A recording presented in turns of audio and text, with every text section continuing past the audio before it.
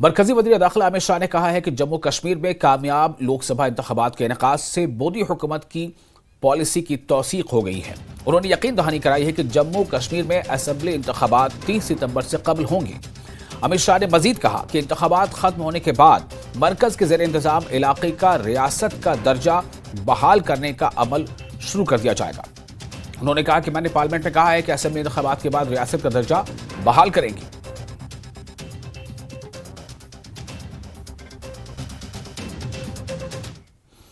Jammu Kashmir BJP general secretary Ashok Kaul ने जम्मू कश्मीर में record voting पर लोगों को मुबारकबाद दी है। उन्होंने न्यूज 18 से खुसूसी बातचीत में कहा है कि बीजेपी यहां पुरअमन और महफूज फिजा बनाने में कामयाब हुई है। उन्होंने कहा कि बीजेपी ने स्ट्रैटेजी के तहत कश्मीर में अपना उम्मीदवार खड़ा नहीं किया।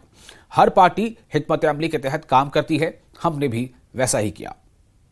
सर, सबसे पहले आपसे जानना चाहें, शुपियान की सरजमीन पे पिछले 10 सालों की अगर बात करें, कई ऐसे बड़े वर्कर रहे हैं जिन्होंने पार्टी के लिए अपनी जानें निछावर की है। तो सर, क्या रीज़न रहा कि अगर यहाँ पे ये दावा किया जाता है कि हमने अपनी जो दिलों में बस चुके हैं लोगों के, तो लोगों को एक मलाल ज़रूर है इस बात का कि हमारा खुद का कैंडिडेट क्यों नहीं उठा इस कॉन्स्टिट्यूंसी के लिए?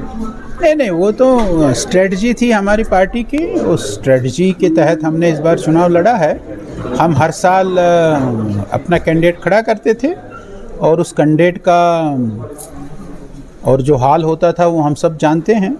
ठीक है, हमने अपनी पार्टी भी पिछले 5 सालों में काफ़ी बढ़ाई है और ये हमारा एक स्ट्रेटजिकल पॉइंट था और हमने उस स्ट्रेटजी के अनुसार अपना कैंडिडेट नहीं खड़े किए और हमने सपोर्ट किया। अब कांग्रेस के यहाँ कैंडिडेट नहीं है, उसका क्या मतलब है? एनसी के कैंडिडेट हैं। एनसी के कैंडिडेट जम्मू में नहीं है, तो उसका तो ऐसा तो नहीं मतलब कि भाई एनसी के ने जम्मू में कैंडिडेट क्यों नहीं खड़े किए और कांग्रेस ने कश्मीर में कैंडिडेट क्यों नहीं खड़े किया। ये हमारी स्ट्रेटजी थी।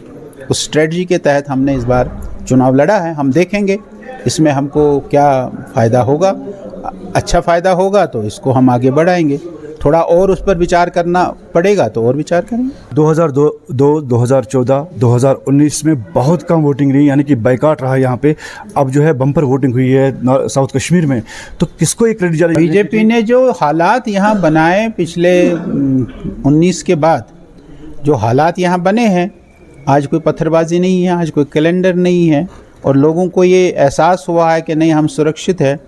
पहले जो होता था कि भाई जो वोट डालने निकलेगा उसको ऐसा करेंगे वैसा करेंगे, आज लोगों को लगा कि खुलेआम वोट डालने जा रहे हैं, तो आज खुलेआम लोग वोट डालने के बहुत अच्छा है। नॉर्थ कश्मीर में 60% बारामूला में वोटिंग रही, यहाँ भी कल 54% पोलिंग रही है, बहुत अच्छी बात है। और हम इसके लिए हमेशा ही, हमारे प्रधानमंत्री जी ने भी लोगों को बधाई दी और हम भी बार बार लोगों से आग्रह करते रहे कि अधिक संख्या में अपना मत का अधिकार का इस्तेमाल करें और वो लोगों ने किया है और उसके नतीजे आपको 4 तारीख के बाद दिखेंगे। सर, आपके कहने के मुताबिक ऐसा लग रहा है कि जो बीजेपी ने प्लेटफॉर्म तैयार किया है, क्या दूसरी पार्टी उसका फ़ायदा ले सकती है? प्लेटफॉर्म कोई तैयार नहीं किया हमने, हमारा अपना प्लेटफॉर्म है भारतीय जनता पार्टी का, हम उसी प्लेटफॉर्म को आगे बढ़ाएंगे। लेकिन स्ट्रेटजिकली कुछ चीज़ें होती है, वो स्ट्रेटजिकली हमने इस बार 2024 के चुनाव में किया है। ये कोई गलत बात नहीं है, हर एक करता है। मैंने बताया कि कांग्रेस और एनसी ने किया है तो हमने भी किया है, इसमें कौन सा गलत बात है। अब कोई पूछे कांग्रेस एनसी से कि भाई आपने वहाँ करगिल में लेह में क्यों नहीं खड़ा किया, जबकि उमर अब्दुल्ला साहब ने तो बार बार वहाँ एनसी के लोगों को कहा कि भाई तुम कांग्रेस को वोट करो, लेकिन उन्होंने नहीं किया, उन्होंने विद्रोह किया, उन्होंने अनब्लॉक रिजिग्नेशन दे दी, वो अलग विषय है। लेकिन हमने ये एक स्ट्रेटजिकली इस बार किया था, आगे इस पर और विचार करके। आपका एक बहुत बड़ा मुद्दा रहा है, आपका एक बीजेपी का मुद्दा रहा है कि यहाँ पे जो है खानदानी राज को ख़त्म किया जाएगा।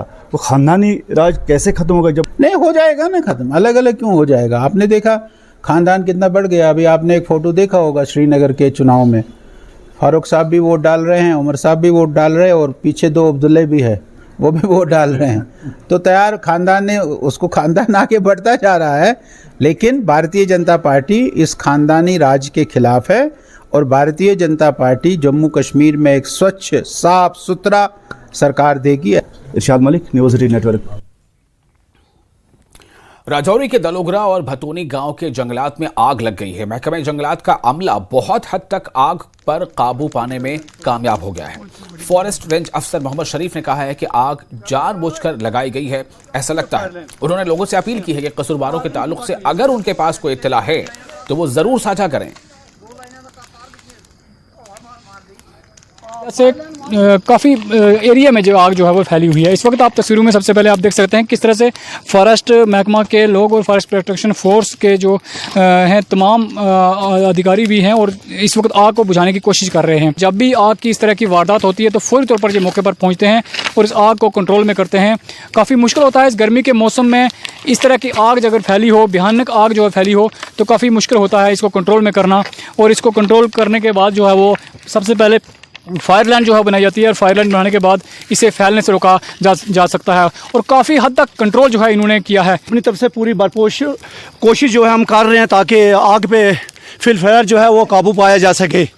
और महकमा जंगलात की ओर से और FFP के मुलाजमीन जो हमारे साथ दे रहे हैं और यहाँ के सिविलान जो है लोग वो भी हमारा साथ दे रहे हैं और हम अपनी तरफ से भरपूर कोशिश कर रहे हैं। इतना मुश्किल होता है इस गर्मी के मौसम में, जब भी आग लगती है आप फौरी तौर पर पहुँचते हो और कंट्रोल करते हो?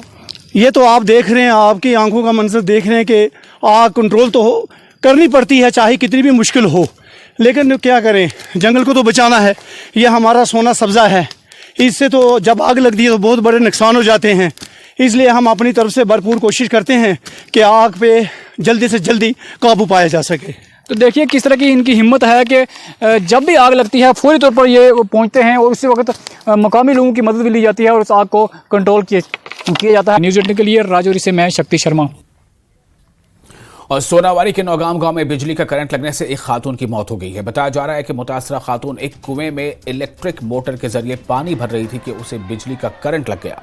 मकामी लोगों ने उसके नमाज जनाजा अदा करने के मौके पर महकमा जल शक्ति के खिलाफ एहतजाज किया और कहा कि वो यानी महकमा इस वाक़े के लिए जिम्मेदार है। लोगों ने कहा कि वो इलाके में पीने का पानी फराहम करने में नाकाम है, यानी महकमा नाकाम है। खातून की शनाख्त 36 साला रफ़ीक़ा बेगम ज़ौजा शौकत हुसैन साकिन नौगाम सोनावारी के तौर पर हुई है।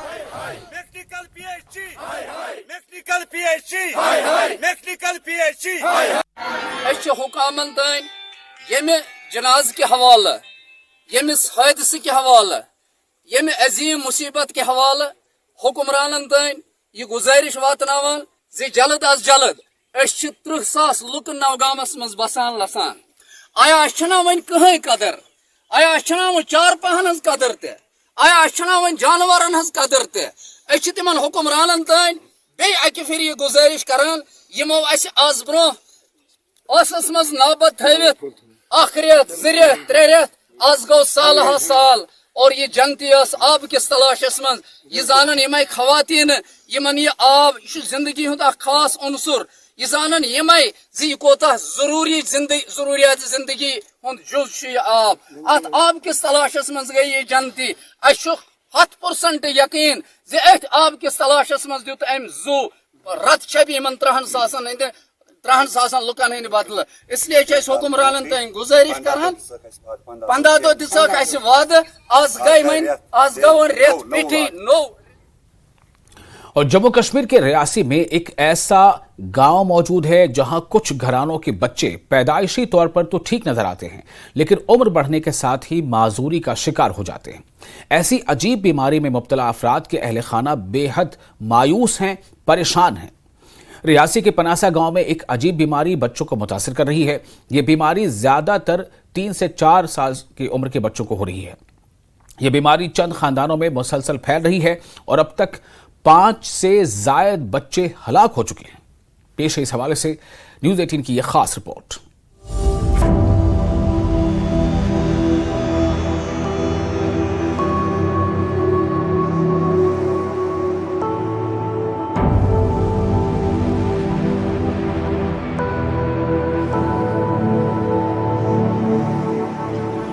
रियासी गांव के कुछ परिवारों में एक अजीबोगरीब बीमारी लगातार फैलती जा रही है, जिससे उन परिवारों के बच्चे विकलांग होते जा रहे हैं।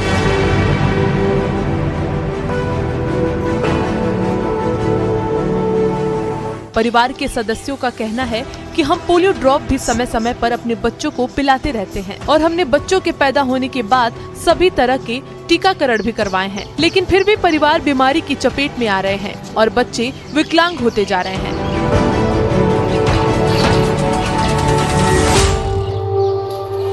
पीड़ित परिवार अपने बच्चों को लेकर काफी ज्यादा चिंतित हैं और असमर्थ हैं कि बड़े अस्पताल में जाकर इस बीमारी का इलाज करा सके।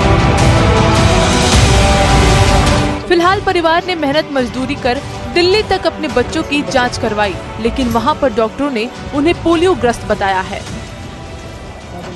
वो लड़कियां हमारी चलती थी, पहले चौथी में पढ़ी है बड़ी लड़की नरगिस, वो चलते पढ़ते पढ़ते गिर जाती थी ऐसे ही, तो उसको भी यही पोलियो की शिकायत होगी। और छोटी लड़की है महक, उसको भी यही है। और जो मेरा बड़ा लड़का है उसको ऐसे टांगों में हुआ था, चलते चलते वो भी गिर जाता था, उसकी टांगों में होश नहीं है, बाजू में भी नहीं है।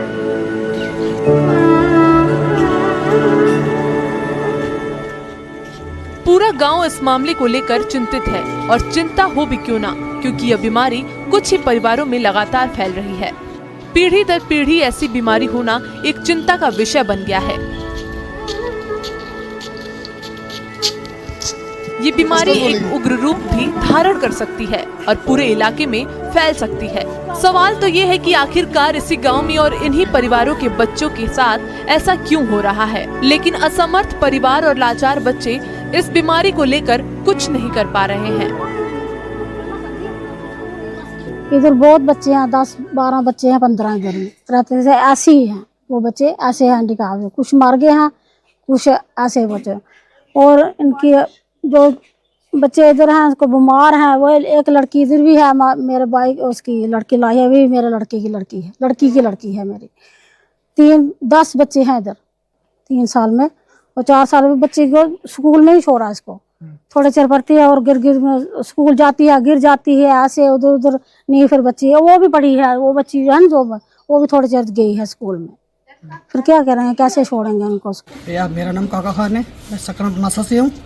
सब मेरे 3 भाई हैंडीकैप थे, तो वो तीनों की मौत हो चुकी है सर, इसी बीमारी की वजह से सर। अब मेरी लड़की है 19-20 साल की, इसको भी हैंडीकैप है सर। अब गांव में बहुत से बच्चे हैं सर जो वो भी हैंडीकैप है सर, तो बहुत दुख होता है सर हमें। इसलिए तो क्यों होता है, लोगों के बच्चे खेलते हैं, हमारे 4 पाँच बैठे हुए हैं सर।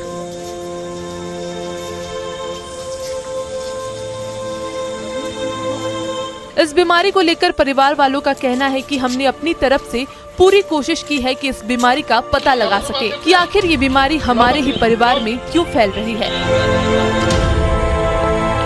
लेकिन हम असमर्थ हैं। वहीं इस बीमारी को लेकर मेडिकल साइंस भी अपने हाथ खड़ी कर चुकी है। तो बच्चा आप देख रहे हैं, इसकी उम्र भी करीबन जो है वो 10 वर्ष से अधिक की हो चुकी है, और ये बच्चा भी जो है वो पिछले 10-12 सालों से इसी बीमारी की चपेट में आया हुआ है। और इसके साथ साथ यहाँ पर एक महक बच्ची है जो अभी बीमारी की चपेट में आना शुरू हुई है, और इसके साथ साथ ये नरगिस बच्ची है, ये नरगिस बच्ची जो है वो भी बीमारी से जूझ रही है, और ये स्कूल जाया करती थी, लेकिन अचानक से इस बीमारी की चपेट में आने के कारण ये जो है वो अब घर पे ही जो है वो दुबकने को मजबूर है।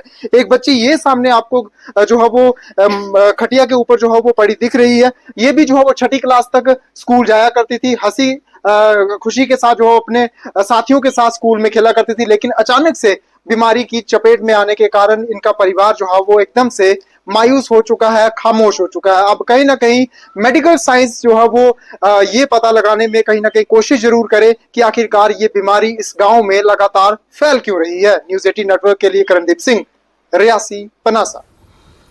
और फिलहाल एक छोटा सा ब्रेक लेते हैं, ब्रेक के बाद न्यूज़ एट 9 में खबरों का सिलसिला जारी रहेगा।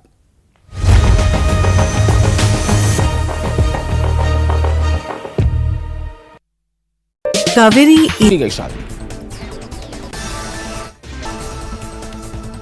रतलाम में बेटे ने अधेड़ मां को पीट कर की हत्या, खाना देने की बात पर भड़का था बेटा, हत्या को आत्महत्या रूप देने की कोशिश, आरोपी बेटा गिरफ्तार। बालाघाट में नाबालिग लड़की की हत्या के आरोपी के घर पर चला बुलडोजर, एक्शन के दौरान 3 थानों की पुलिस रही मौजूद, दमोह पाटे का है मामला। उज्जैन में पत्नी बच्चों के बाद पति ने भी जहर खाकर दी जान, रविवार को मां ने अपने बच्चों के साथ खाया था जहर, पुलिस मामले की जांच में जुटी। शहडोल में दुकान में लगी आग, दबंग महिला ने सबके सामने लगाई आग, ग्राम घोरसा का मामला। दमोह में युवक की चाकू मारकर हत्या, अस्पताल ले जाने पर डॉक्टरों ने किया मृत घोषित, हत्या का कारण अज्ञात, पुलिस जांच में जुटी। बालाघाट में नक्सली कमांडर की मौत की पुष्टि, डामा उर्फ सुजान सिंह मरकाम पर था 62 लाख का इनाम। बिलासपुर में कोयले से लदा ट्रैक्टर पलटा, हादसे में 4 बाइक सवार गंभीर रूप से घायल, सिम्स में कराया गया भर्ती। दंतेवाड़ा में नक्सलियों के खिलाफ एक्शन, मुठभेड़ में 8 नक्सली ढेर।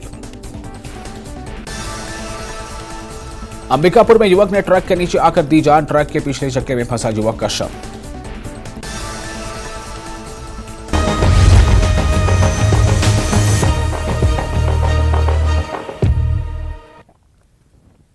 ब्रेक के बाद एक बार फिर आपका स्वागत है न्यूज 18 JKLH यानी जम्मू कश्मीर लद्दाख हिमाचल पर। आप देख रहे हैं न्यूज एट 9। जम्मू कश्मीर में शदीद गर्मी पड़ रही है। कश्मीर में पिछले कई दिनों से मौसम खुश्क है। काजीकुंड में इतवार का दर्ज हरारत 33.5 डिग्री सेल्सियस दर्ज किया गया। गुज़श्ता 4 दहाइयों के दौरान मई में ये दूसरा गर्म तरीन दिन था।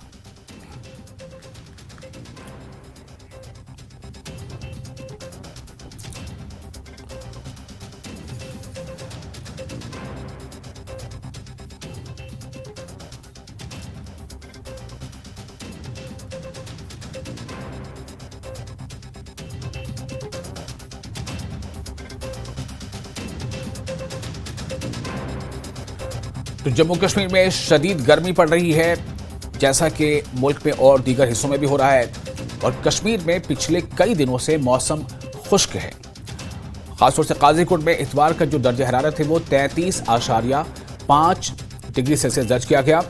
ये जो डेटा है, जो आंकड़ा है, ये गुज़श्ता 4 दहाइयों के दौरान मई के माह में ये दूसरा गर्म तरीन दिन दर्ज किया गया।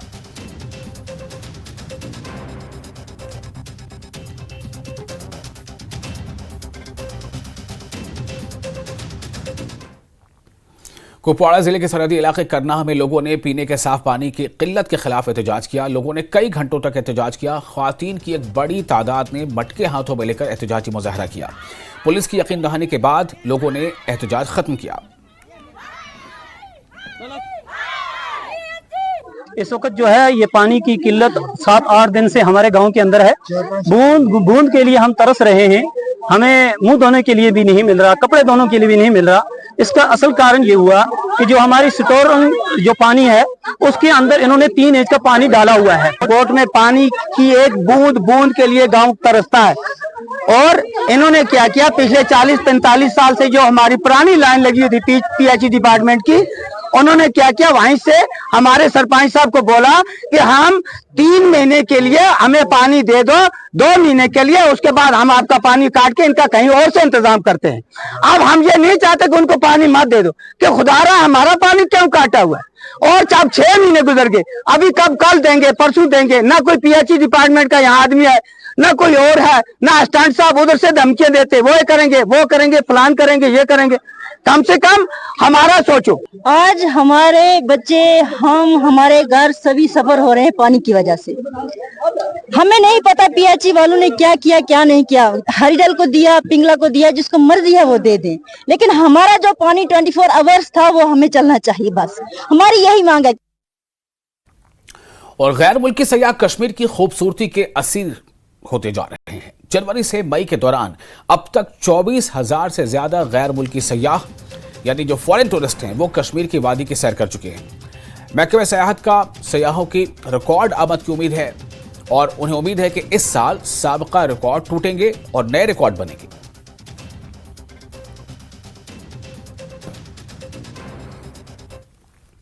बांडीपुरा के सिमलर इलाके के लोगों ने मुतालबा किया है कि इस ब्लॉक में सयाहती मकामात की तरफ तवज्जो दी जाए। मकामी लोगों का कहना था कि इस इलाके में छोटा अमरनाथ के अलावा दीगर कई अहम मकामात हैं, ताहम इन इलाकों में सयाहत के लिए दरकार बुनियादी ढांचा तामीर करने की जरूरत है।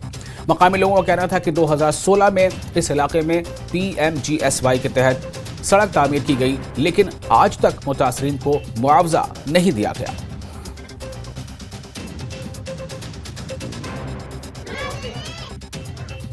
तो में जाय बड़ खूबसूरत हिल एरिया मज बसान अम खतर बदलाव कि टूरिस्ट अगर ये तथ गोस डेवलपमेंट गो रोड कि पान सोन हालत क्या सठा शुक्र गुजार गवर्नमेंट गवर्नमेंट थी विजिट नजर मुश्किल गोडे टूरिज्म को बड़ उम्मीद कि गवर्नमेंट कर ताउन दोम पावर थोड़ा बहुत वन प्रॉब्लम रोड तह सही कह बड़ पाई त्राया रोड कह जनाब अली जमीन त्राये जमींदारों तथ पेन सी गवर्नमेंट गोम कहीं 2016 पे लड़ा मकान त्रमित जनाब पोस तोर कहीं वन गवर्नमेंट अपील करान कि सन मसाइल गवर्नमेंट तान वात तोमल बड़ बार प्रॉब्लम मे पानस कनाल तभी जमीन कहीं। ये गरीब इलाका ये पहाड़ी इलाका है, हम पिछड़े हुए लोग हैं, हमारा यहाँ पर सुनवाई नहीं होता है कि हम कहीं ऑफिस में भी जाएंगे तो हम लोगों को पीछे ही धकेलते हैं। तो हम गवर्नमेंट से गुजारिश करते हैं कि कम से कम पहाड़ी इलाकों पर थोड़ा तवज्जो दें। ये पिछड़े हुए लोग हैं, अभी भी ये जंगलों की तरह रहते हैं जैसा इनका पहला रहन सहन। पढ़ाई नहीं है, बिल्कुल कम एजुकेशन है, यहाँ पर पढ़ नहीं सकते हैं, बेरोजगारी है, सबसे ज्यादा मसला बेरोजगारी का है, मजदूरी भी यहाँ नहीं मिलती है। और youth convention of Jammu Kashmir से वाबस्ता नौजवानों ने एक काबिल सताइश पहल की है। इसके तहत वो गांव-गांव जाकर सफाई कर रहे हैं, वो कूड़ा करकट को ठिकाने लगाते हैं। ये नौजवान लोगों को आगाह भी करते हैं कि अपने आसपास के माहौल को साफ सुथरा रखें। इन नौजवानों ने माजहामा मागाम में मुहिम चलाई, इन्होंने मुख्तलिफ जगहों पर सफाई की। हमारी जो ऑर्गेनाइजेशन है youth convention of Jammu and Kashmir एक नॉन प्रॉफिट ऑर्गेनाइजेशन है। हमारा जो मकसद है JNK को पॉलीथीन फ्री बनाना, चाहे वो कोई भी डिस्ट्रिक्ट हो, चाहे वो नॉर्थ का डिस्ट्रिक्ट हो, चाहे वो साउथ का डिस्ट्रिक्ट हो या चाहे सेंट्रल का हो। हमने ये मुहिम स्टार्ट की है under the banner of one planet mission YCJK। तो हमारा ये प्लान है कि हम 2025 तक JNK को पॉलीथीन फ्री करेंगे। इसमें खाली यूथ है हमारे साथ, और भी बहुत सारे ऐसे लोग हैं जो इसमें कंट्रीब्यूट कर रहे हैं। We are very thankful to these persons who have come here at collaborating with us, and especially BDO ma'am, BDO Narwal, she has given us permission for this drive। तो गवर्नमेंट ने ये सुविधा उपलब्ध तो रखी है कि गाड़ियाँ आई है पूरे डिस्ट्रिक्ट में, लेकिन अभी इन्होंने अपने अपने ब्लॉक्स में इशू नहीं किए हैं। इसलिए मैंने सबसे पहले मैंने माजहमा से स्टार्ट किया है, और आने वाले दिनों में हम इंशाल्लाह ये पूरा नारबल ब्लॉक साफ़ करेंगे। और कोंडाबल पापुर में रीछ की मौजूदगी से इलाके में खौफ हरास का माहौल पैदा हो गया है। मकामी लोगों ने बताया कि उन्होंने कई बार इलाके में रीछ को घूमते हुए देखा है। अगरचे महकमा वाइल्ड लाइफ इलाके में मुसलसल सर्च ऑपरेशन चला रहा है, मगर वो अभी तक रीछ को पकड़ने में नाकाम है। उन्होंने लोगों से बस्ती के नजदीक कचरा न डालने की हिदायत दी है। कोशिश है, चाहे रात होगा दिन होगा, पूरे इधर ये एरिया हमने देखा है पिछले 10-15 दिन से। चाहे यहाँ पार्क ओपन का वो घर है उनमें देखा है हमने, इसमें मत घुसा है। किसी जगह कोई भी एविडेंस नहीं मिलता है कहाँ है कहाँ नहीं है। लोगों को पता नहीं है, लोग देखते हैं कि पंजा है, ये खेत में पंजा है। वो पंजा तो बिजरी कुत्ते का होता है, तो इनको पहचान नहीं है कुत्ते का पंजा कैसा है, बालों का कैसा है। तो जब हम उधर पूछते हैं उधर तो वो कुत्ते का पंजा होता है। हम नहीं देखते कि नहीं होगा, ये भी हम देखते हैं कि होगा, मगर अभी उसका पूरा पता नहीं है किधर से आता है किधर जाता है। अभी हमने कोई पूरा इंफॉर्मेशन इसके बारे में नहीं देखी है कि कहाँ से आया कहाँ से गया। और महाबोधि इंटरनेशनल मेडिटेशन सेंटर ने लद्दाख की कम्युनिटी को हमदर्दाना सेहत की देखभाल की खिदमत फराहम करने के लिए महाबोधि कोरोना चैरिटेबल अस्पताल दोबारा शुरू किया है। MIMC के बानी सदर भिखू सिंहासना पर doctor Mohtab Dorje, health services Ladakh के डायरेक्टर डॉक्टर गोपी कृष्णा, खुसूसी प्रोजेक्ट्स के कौमी incharge doctor Sanjay Agarwal, SSSS और इंडिया के शुमाली जोन के सदर brigadier P Suresan, VSM 153 GH के कमांडेंट और कई ऐसे लोग इन तंजीमों के ऑल इंडिया सदर और RGC सेंट्रल ट्रस्ट के मैनेजिंग ट्रस्टी रत्नाकर जी भी इस मौके पर मौजूद रहे। इस दौरान मुख्तलिफ अमराज कल्ब, माहिर अमराज चश्म, दंदान साज, शुगर के माहिर और अमराज चश्म का मुफ्त मेडिकल कैंप का भी इनेकाद किया गया।